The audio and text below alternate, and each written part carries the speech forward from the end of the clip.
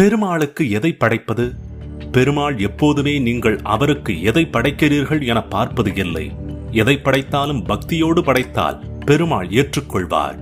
கீதையில் கூட கண்ணன் இலை, மலர், பழம், நீர் முதலியவற்றை தூய பக்தியுடன் பலனை எதிர்பாராமல் அன்புள்ளத்துடன் எவன் அளிக்கின்றானோ அதை நான் அருந்துகிறேன் என்கிறார். ஆனாலும் மகாவிஷ்ணுவை நெல்லி வைத்து வழிபடுவது கூடுதல் சிறப்பாக புராணங்களில் விளக்கப்பட்டுள்ளது.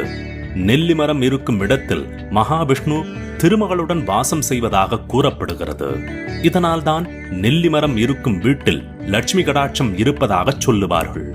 நெல்லி இலைகளால் அர்ச்சனை செய்வதும் நெல்லிக்கனியை பிரசாதமாக வைப்பதும் விஷ்ணு பெருமாளுக்கு மகிழ்ச்சி அளிக்குமாம்.